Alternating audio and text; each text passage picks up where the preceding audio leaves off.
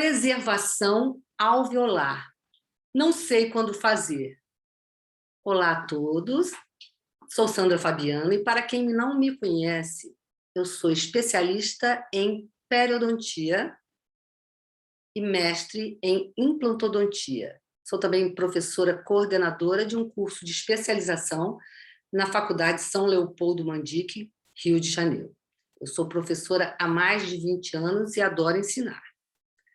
Eu posso dizer para vocês que eu tenho recebido muitas mensagens.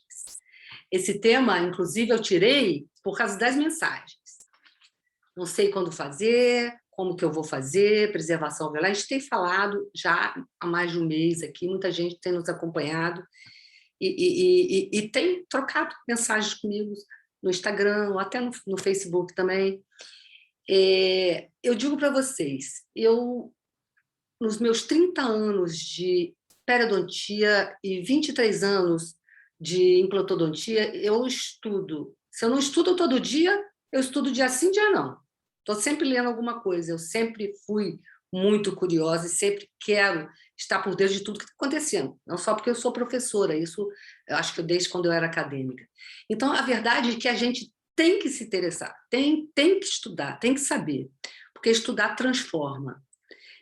O que eu quero é ajudar dentistas a ter mais confiança, mais segurança, mais previsibilidade na sua clínica diária em conduzir seus pacientes para promover a saúde deles. E a maneira da gente crescer, da gente virar o jogo é estudando. Eu posso dizer, deixa eu projetar aqui a primeira tela, que eu quero falar uma coisa com vocês. Hoje nós vamos inaugurar um capítulo novo aqui. Vamos começar a linkar alguns artigos com a clínica. Eu gosto muito desse slide, eu às vezes coloco em muitas aulas, já tem pessoas que já viram outras aulas minhas sabem disso. A maneira da gente ter, uma das maneiras, né? Quer dizer, eu acho que a melhor maneira até é estudar, buscar suporte na literatura vigente. Por isso que nós estamos inaugurando esse novo capítulo aqui no Regenera Aí. Vamos buscar artigos interessantes, linkar com a parte clínica e vamos juntos. Aqui é um time. Nós somos um por todo e todos por um. Nós somos o time Regenera.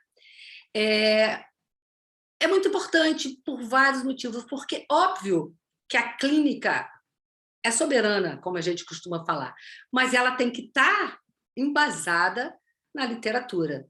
Eu não posso fazer uma coisa que não tem nenhuma literatura. Eu posso até fazer. Então, eu vou fazer um trabalho experimental, eu vou ser uma pesquisadora e vou iniciar, né? E outra coisa, na hora de escolher uma técnica para ser feita, uma nova técnica, aprender uma nova técnica, vamos dizer assim, escolher técnicas reproduzíveis, que eu possa desenvolver protocolos que eu domine passo a passo, que eu possa fazer hoje, eu sei que instrumental eu vou usar, eu posso até fazer alguma coisa diferente, que biologia não é matemática, e cada paciente, cada caso é um caso, mas você reproduzir, você ter protocolos é muito importante para que tudo dê certo. Eu coloco isso como meta para mim. Eu escolhi hoje um trabalho de uma pessoa que eu admiro muito, que é o Maurício Araújo, tá? O grupo do Maurício Araújo. Esse, aliás, é só do Maurício Araújo. Geralmente ele publica muito com Linde, né? Exatamente sobre o nosso tema, sobre as perguntas que todo mundo tem feito para mim, né? Sobre alveolar socket healing. Eu gostei muito do tema. O que nós podemos aprender ao ler esse artigo? O que a gente vai tirar para a nossa clínica? É isso que eu vou fazer com vocês hoje, tá? Atualmente é um assunto muito falado, ele já começa falando isso. Os eventos que acontecem após a extração, porque isso vai implicar no resultado final se eu quiser reposicionar esse dente, né? Já é sabido, eu já falei em outras vezes, já falei na minha primeira live com a professora Emilde, A gente falou alguma coisa sobre isso, não era totalmente o assunto, mas que acontecem muitas alterações dimensionais, é exatamente o que ele fala aqui nesse parágrafo, após a extração de um elemento dentário. Porque o processo alveolar, que em seguida que está falando aqui, né, vamos ver o processo alveolar, depois eu vou mostrar uma foto que vocês vão entender melhor. Ele se forma durante a erupção do dente, né? E a morfologia, as características desse processo alveolar depende muito da forma do dente, das dimensões desse dente, do sítio, da disponibilidade óssea que está ali. Tanto que o Joseph Kahn, a gente ainda vai falar sobre esse artigo, ele classifica essa tipo 1, tipo 2, tipo 3, tipo 4, os rebordos, o posicionamento da raiz dentro desse rebordo em relação à extração e uma possível instalação de implante. E recente estudo do Januário, que é do grupo o Januário é um amigo de Brasília, é um pesquisador, é um professor, um grande professor, Alessandro Januário. Ele, juntamente com Maurício Araújo Linde, ele pesquisou tomografias, 250 casos na pré-maxila, já linkando aqui com a clínica. Sem a tomografia, eu não posso resolver qual seria o melhor procedimento naquele caso. Primeiro, eu vou ter a primeira consulta. Aliás, a gente tem feito essa escalada aqui. Primeira consulta, anamnese, o desejo do paciente, o que ele quer. E depois nós vamos para os exames complementares e é sempre, hoje, para nós da pério, da implantodontia, uma tomografia. No estudo dele, o Januário descreveu essa tomografia computadorizada. Ele pesquisou 250 pessoas na pré-maxila, 250 dentes. Tá? E o que ele procurou ver ali? Ele procurou ver qual era a espessura do rebordo alveolar em 3 medidas a partir da crista óssea indo para a apical. Tá? 1 a 3 e a 5 milímetros. Apical a crista óssea. E o interessante que é assim, muito bom para a gente começar, eu achei interessante o Maurício começar, o que nós podemos aprender, já com esse artigo aqui, é de você ver que pelos resultados, a maioria dos rebordos na pré-maxila tinha uma espessura igual ou menor que 1 milímetro. E 50% dos casos eram iguais ou menores que 0,5 milímetros. Isso nos leva à conclusão que na pré-maxila, onde há uma demanda estética maior, né, que o paciente, principalmente quem tem sorriso alto, ou qualquer paciente, qualquer um que vai nos procurar, a gente tem um problema com a perda dentária, um problema sério. Né? É o rebordo fino. Nós vamos explicar exatamente agora o que é esse processo alveolar, quais são as considerações histológicas, o que é esse osso alveolar propriamente dito, principalmente na parte bucal ou vestibular. Olhando aqui, eu acho maravilhosa essa foto do artigo, eu só aumentei. Né? O processo alveolar vai ser constituído, ele vem com a erupção dentária, e você tem o osso alveolar propriamente dito, que seria o bundle bone, ou o osso fasciculado, aquela lâmina dura que a gente vê nas radiografias, e você vê que ele não é, você lê, né, aliás, nos trabalhos, que esse bundle bone ele é muito fino, ele é praticamente ele formando a parte vestibular da pré-maxila, e ele não é um osso maduro, ele é um osso também lamelar, mas ele não é um osso maduro como o restante do osso alveolar. Ele é um osso fasciculado, ele é um osso que se reabsorve basicamente Em 14 dias, vocês vão ver um trabalho do Araújo, que eu vou projetar depois aqui no meio desse, me permito, porque é do mesmo autor, mas praticamente a parte vestibular dessa pré-maxila, ela é constituída só desse bundle bone, que é fino. A gente viu no trabalho do Januário, ele é muito fino. E ocorre, se você extrai um dente, ocorre uma alteração nas suas dimensões, tanto horizontal como vertical, muito grande. Existe um trabalho de um autor, é um trabalho antigo, entre aspas, porque ele é citado por quase todos os autores.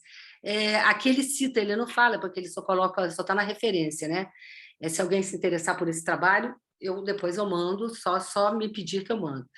Existe uma redução após a extração nessa parte, em qualquer parte, mas principalmente na pré-maxila, uma redução dimensional, uma alteração dimensional de 2/3 nos 3 primeiros meses pós-extração, exatamente pela reabsorção, né, pela remodelação desse osso fasciculado, esse bundle bone. E isso, em um ano, chega a 50%. É muito, é muito. No sentido horizontal, essas mudanças dimensionais são maiores. No sentido vertical, elas demoram um pouco mais, mas elas também ocorrem. Então, vamos linkando para a gente chegar no final, nas considerações finais, só vamos ver o artigo para a gente ver como é que a gente vai linkar isso com o que a gente faz na clínica. Eu acho muito interessante essa foto que ele coloca em seguida aqui. Ele põe um exemplo, né, de um dente extraído, na pré-maxila ainda, porque isso aqui é um pré-molar, você vê um molar, você vê todo o contorno da mucosa periimplantar e olha o contorno já alterado aonde você removeu o dente. Deixa eu ver se ele fala quanto tempo. 12 meses, um ano. Um ano já ocorreu aquela perda dimensional de 50% que o Schropp, em 2003, relatou e que todos os artigos sobre essas alterações dimensionais citam. É um artigo clássico, né? E outra, você olha não só alteração na parte óssea, a gente está vendo que é evidente. Alteração também no tecido mole. Então, vai ter alteração no tecido mole, vai ter alteração no tecido duro, vai ter uma estética final que vai precisar de... Se você quiser repor esse dente que foi perdido, né, você vai ter que fazer mais algum procedimento. Aí já vamos fazendo o link. O preservar, não sei como fazer, não sei se é para mim. Aqui, evidentemente, não foi preservado, né? Você vê o contorno vestibular aqui no canino e vê que até a linha mucogengival já está reposicionada de uma maneira diferente, ela já está mais coronal. E se você pensar em fazer e repor esse dente, você vai fazer um implante aqui, você vai ter que fazer uma cirurgia bem complexa, vai ter que fazer retalho, você vai ter que fazer, vão ser mais horas de cadeira, você vai ter que fazer procedimentos mais complexos, que eu quero, no final, fechar falando sobre isso. Então, ocorreu em um ano essa alteração dimensional aqui, principalmente, está bem evidente aqui, que foi no sentido horizontal, Já há o que acontece aqui? Deixa eu colocar esse artigo do Maurício Araújo, que foi um divisor de águas na implantodontia de maneira geral. Esse artigo é de 2005. Está aqui, não está? É 2005, eu tenho certeza que é 2005. Esse é aqui 2005 ou 2006? 2005. Ele publicou 2 em 2005, depois 2006 publicou outro. Se você for olhar as alterações que ocorrem em uma semana, já começa a haver alguma alteração. Em 2 semanas, você vê que já está tendo alteração no tecido duro, no tecido mole. Em 4 semanas, você vê que esse rebordo já está sendo perdido dimensionalmente você já está vendo uma alteração, já está vendo a alteração tecido duro, tecido mole. Em 8 semanas, são 2 meses. A parte vestibular, que é a bucal em inglês, né? Buccal and lingual, você já viu que já perdeu a dimensão, já alterou, já houve alteração dimensional vestibular e já houve alteração tecido mole também. Então, aí é a ação dos clastos, que tem um trabalho belíssimo também do Cardarópoli, que é do mesmo grupo, o Giuseppe, que infelizmente já partiu, não faz muito tempo, publicava muito com o mesmo grupo e com o irmão também, a gente vai falar depois sobre artigo com o irmão, na hora que o Maurício relatar alguns artigos e relacionar alguns artigos, nós podemos perceber que é drástico. A extração dentária é uma ruptura, é algo traumático para os tecidos, é algo que altera toda a dinâmica alveolar.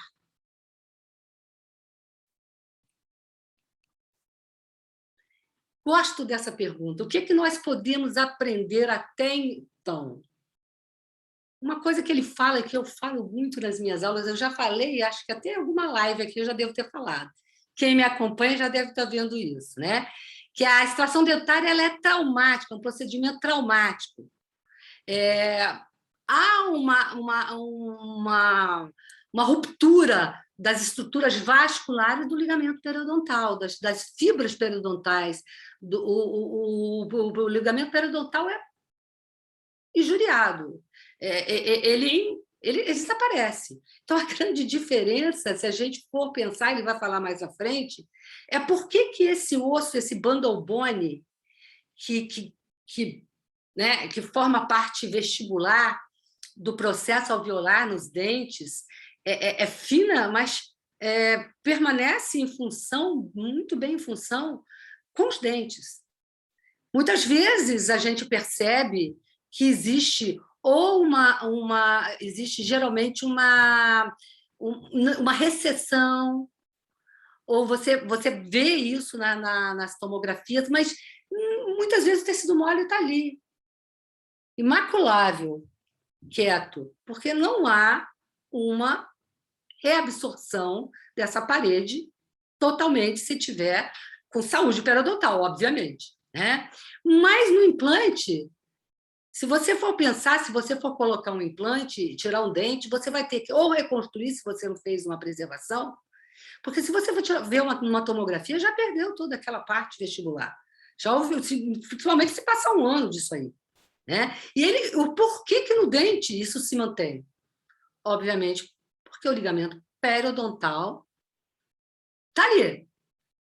E principalmente porque nos procedimentos de preservação do rebordo alveolar, a gente preconiza que não se faça um retalho total, que você preserve e faça um procedimento flapless, sem retalho. Ele fala isso também, que também o ligamento periodontal é severamente injuriado e também é bem estabelecido, é bem falado na literatura, que a elevação de um retalho total para ganhar acesso à raiz pode causar a reabsorção de paredes finas. Né? E pelo que a gente viu no trabalho de Januário, nessa parte onde a demanda estética ela é grande, você tem paredes bem finas. Né? Esse trauma, você vai injuriar todo aquele alvéolo, a parede, aquilo vai ser reabsorvido. Por isso que nós preconizamos também, caso o dente, porque a gente sempre quer preservar o dente. Ninguém aqui está falando para tirar dentes que não estão com problema. Geralmente, o que tem aparecido mais no nossos consultórios são dentes com raízes fraturadas totalmente, não é só coroa fraturada. E que se você tiver realmente, esse dente tiver condenado, vamos dizer assim, tiver que extrair, que você faça uma extração atraumática. Ele ainda fala, você vai usar os periótomos, que são todos instrumentais comercialmente available, comercialmente que estão no comércio. Meu Deus, tem hora que não dá para traduzir para o inglês, parece que o available é uma palavra que a gente fala toda hora. Ofertados comercialmente ofertados, que estão à disposição. Periótomos, as microlâminas, as lâminas de Beavers, que você vai fazer os movimentos tanto na mesial como na distal, nunca na vestibular, e pode até fazer na palatino-lingual, se o dente, na tomografia, tiver bastante osso. Mas na vestibular, não vai fazer. E também ele sugere aqui aqueles dispositivos para você fazer as extrações tipo Bennett, que são verticais. Eu uso, às vezes eu tenho até em aula, na faculdade a gente até usa, a Neodente também vende, outras companhias vendem também alguma coisa similar.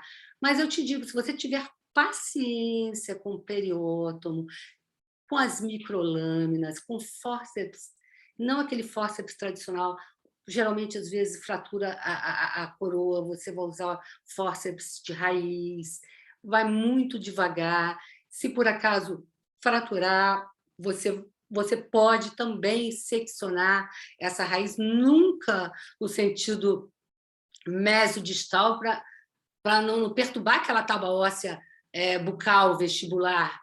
Você vai fazer no sentido bucolingual, bucopalatal, e você pode tirar um segmento de cada vez. Você vê como é que você linka, como é que esse artigo dele, what can we learn, o que é que nós podemos aprender, ele linka muito bem o que a gente quer, a parte clínica, né, com a parte científica. O que é que nós podemos aprender mais disso aí? É muito interessante, porque ele fala que quando esse rebordo, eu já até falei, né? Quando o rebordo você tira o ligamento periodontal, você tira todo aquele suprimento e esse bundle bone vai embora, né? E que é importante, que ele fala também nesse artigo, que os materiais regenerativos, grafting sockets, de diferentes materiais, ele aqui não preconiza nem A, nem B, nem C. Depois vai ter uma tabela, ele vai falar sobre alguns artigos, sobre diversos, eu vou mostrar isso para vocês também, que podem ser usados.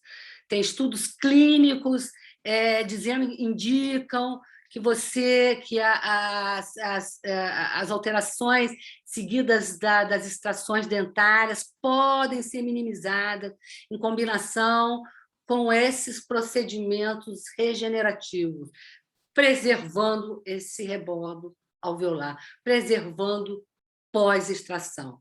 Ele diz isso, né? E o autor conclui que se você usar biomaterial realmente, substitutos ósseos, principalmente, você pode minimizar essa alteração dimensional. O que ele fala muito é que essa remodelação, ele fala muito mais, ele fala uma expressão modeling and remodeling, mas a maioria dos autores falam remodelação. Essa remodelação, ela é fisiológica, ela vai ocorrer de qualquer jeito. Alteração dos clastos que eu mostrei lá atrás. Ela vai ocorrer. Por isso mesmo, você, fazendo uma regeneração desse alvéolo, você pode manter essa dimensão desse alvéolo com biomaterial, principalmente reabsorção lenta, o que ele fala em seguida aqui. Então, você pode ser considerado o enxerto do alvéolo para compensar esse mecanismo de reabsorção da parede vestibular, que é um mecanismo natural. Você não está dizendo que a preservação do rebordo alveolar vai fazer que não haja mais esse mecanismo de remodelação. Vai acontecer, mas ele vai segurar, principalmente se eu quero preservar esse rebordo para repor esse dente que foi perdido por meio de um implante. E mesmo se não for por implante, se eu quero fazer uma ponte fixa, eu não vou querer um defeito em área estética, não é verdade? Aí ele vem para os trabalhos. Ele mostra vários trabalhos. Eu separei trabalhos aqui que são trabalhos mais de biomateriais que a gente usa mais. Alguns nem tanto, outros mais, né? Por exemplo, uma esponja de ácido polilático e poliglicólico.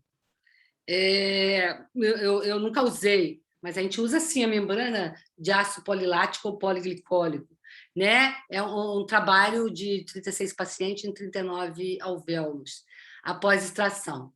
Ele mostrou que nesse teste grupo, no grupo teste, desculpa, e ele tem o grupo teste, o controle, que é só a extração, no grupo teste, ele achou, nesse trabalho, o autor achou, e ele achou de bom tom colocar aqui, reduziu a reabsorção do osso alveolar, né? Remanescente. O Baroni, eu gosto muito dos trabalhos do Baroni. Ele fez com xenógeno porcine, de porco, né? Aqui não foi bovino. Em grupo teste também, controle extração somente. O grupo teste realmente limitou a reabsorção. Ele achou isso também. Cardarópoli, eu gosto, sempre gostei, sempre vou gostar da dupla, porque o Giuseppe está imortal nos trabalhos dele. O Daniele Cardarópoli continua publicando muito também. Esse trabalho aqui é de 2008. Eu conheço bem esse trabalho. Foi com osso xenógeno também, bovino, né? 4 meses, ele esperou 4 meses, fez um trabalho clínico histológico.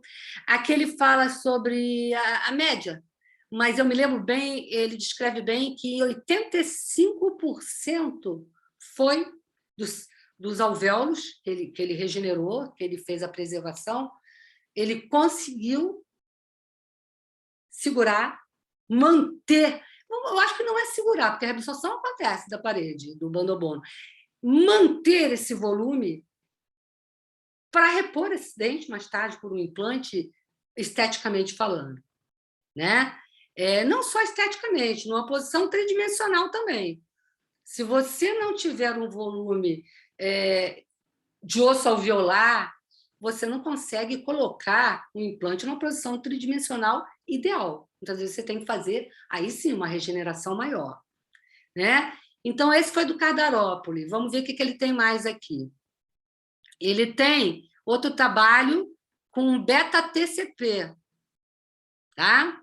E colágeno tipo um cones de fosfato beta-tricálcico, né? No grupo teste, sem nada no outro, nada do lado controle. Ele aqui não viu diferença. Eu poderia até dizer que talvez o beta-fosfato tricálcico ele reabsorve muito rápido. Então, talvez tenha sido esse o motivo.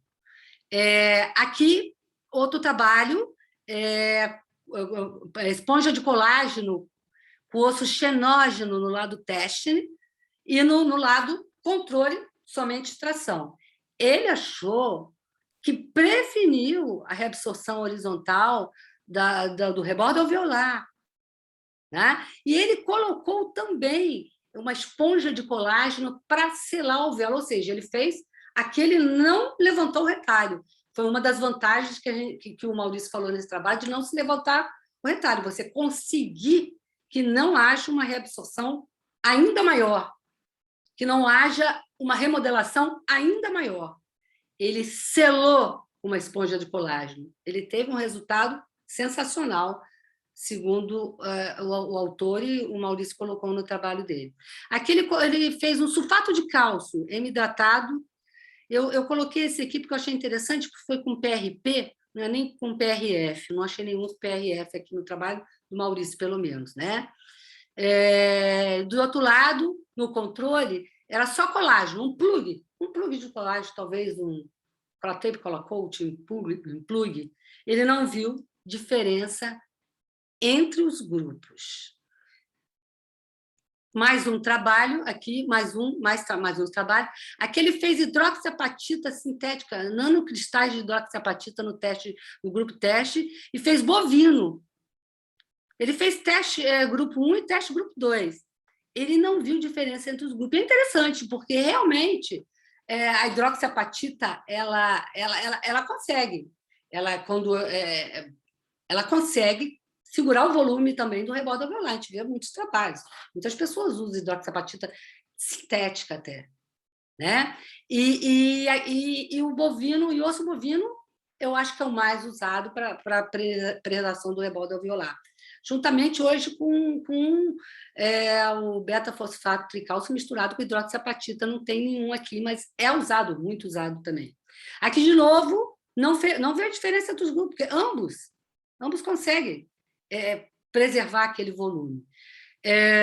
O sulfato de cálcio, FDBA, né, no controle, sulfato de cálcio para teste. Também não viu diferença entre os grupos. Realmente, o FDBA, que é o osso liofilizado, é excelente. É excelente. Aqui no Brasil, a gente já usou muito na época da Pério, eu me lembro que a gente viajava, até trazia.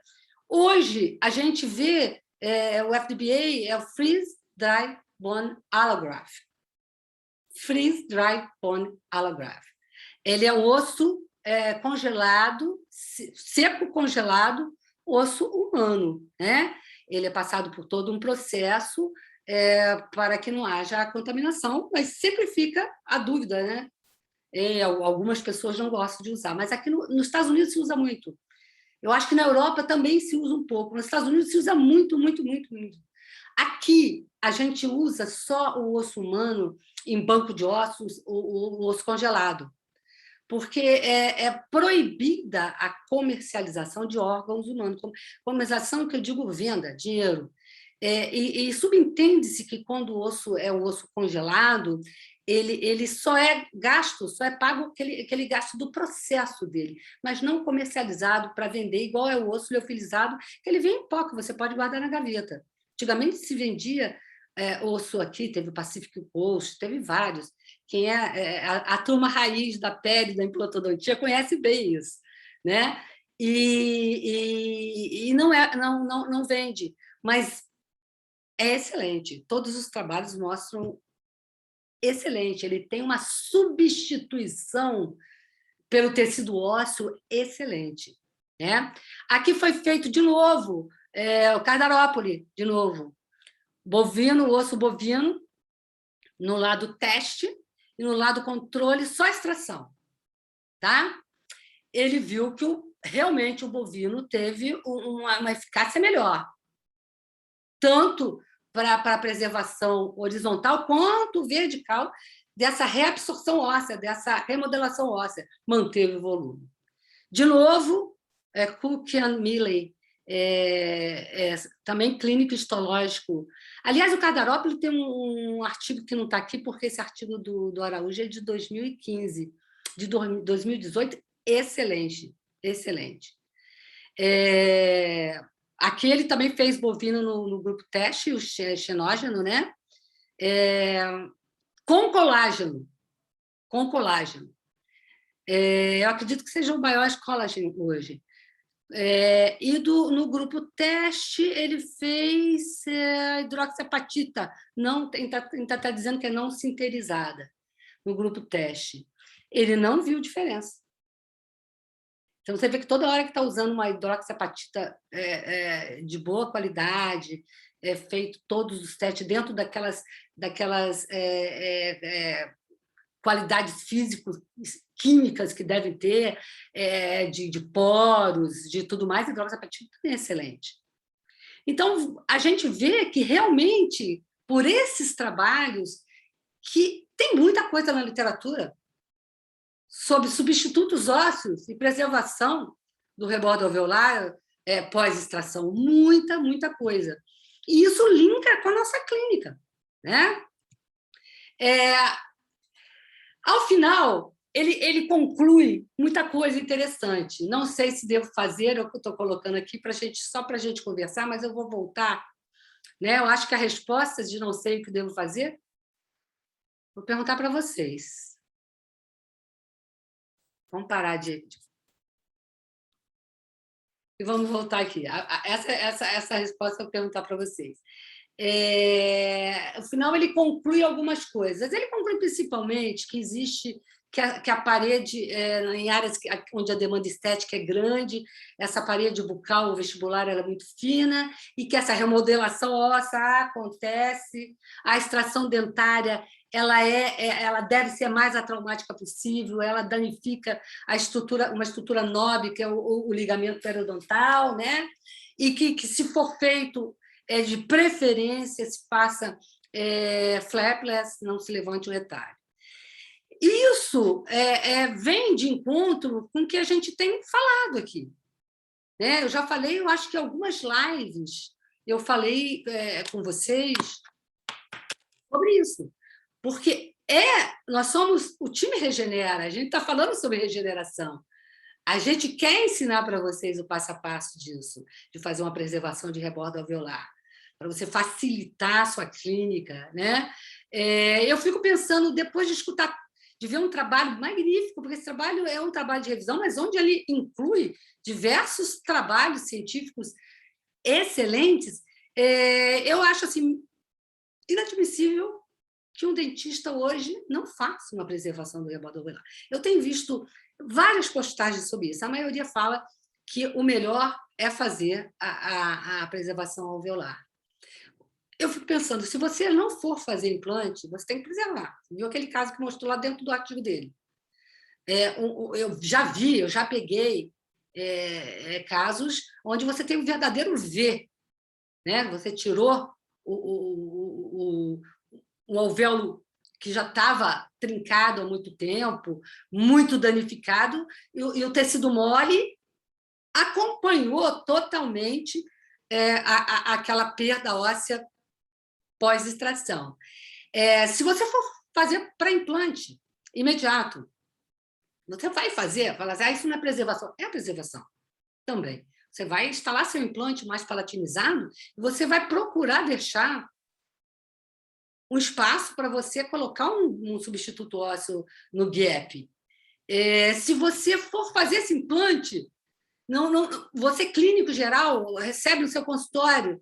Eu não faço ainda implante, mas eu faço extração. Acho que vai muito mais para o clínico geral, né? Vai mais para o clínico geral. Ele pode e deve fazer a preservação do rebordo alveolar. Tem a obrigação de fazer. Depois de ver essa nossa aula, esse nosso estudo, vamos dizer assim, falando sobre esses diversos fatores que levam a fechar a clínica para se fazer a preservação do rebordo alveolar, eu digo que deve ser feito, não é possível que alguém vá sair daqui com alguma dúvida. E se sair com alguma dúvida, por favor, me chame lá no direct que eu converso, que eu mando o artigo e nós vamos conversar. Então, em todas as situações, é válido. Se eu tenho um rebordo rígido, porque muitas vezes você tem uma trinca longitudinal, mas você toma uma providência muito rápida. Quando você tira, você já viu na tomografia, dependendo do posicionamento da raiz, se você tem algum resquício dessa parede vestibular, ela aparece. Numa tomografia de alta resolução, ela aparece. E muitas vezes você não vê porque essa raiz está posicionada muito, comprimindo a parede vestibular, e sempre eu converso com o radiologista, vamos rodar de novo, ver se a gente vê alguma coisa, mas você vai preparado para a cirurgia, Ou você vai extrair esse dente, fazer a sua regeneração, ou você vai extrair esse dente, e às vezes, com surpresa, você encontra alguma parede vestibular, você vai instalar um implante e vai colocar um substituto ósseo no gap.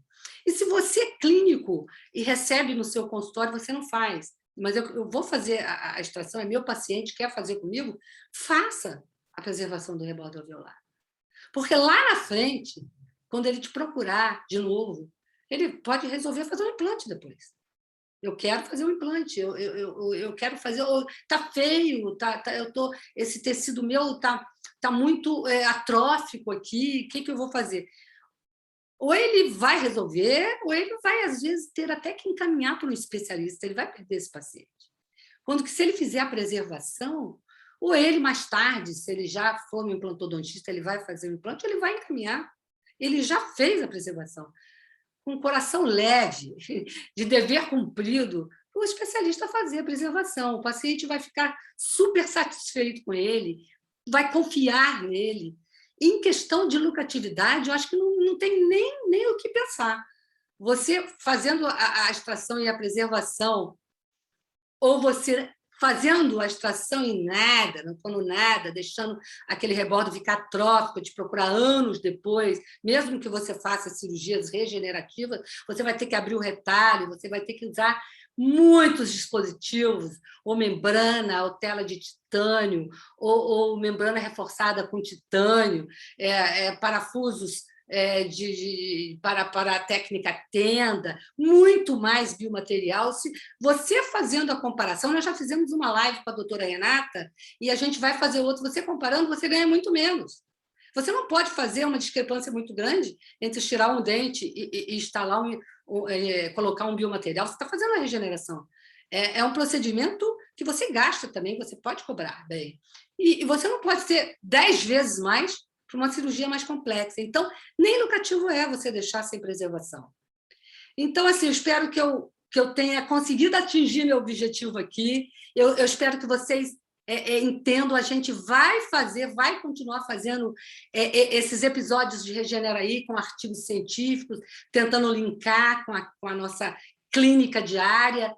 E você vê que isso já é o nosso time Regenera. É esse o objetivo. Estudar junto, tentar resolver casos complexos juntos, um por todos e todos por um. Nós vamos estruturar uma comunidade onde a gente vai discutir casos mais complexos juntos. Se vocês tiverem alguma dúvida sobre a aula, se vocês tiverem alguma opinião sobre as próximas lives, por favor, podem me mandar uma DM, como diz a moçada, a turma nossa, né? Um direct message, uma mensagem no Instagram, vamos traduzir, né? E vocês podem me mandar, eu terei maior prazer em compartilhar com vocês esse artigo, e vamos nos falando por aqui. Um beijo a todos e até a outra, né? Até a próxima.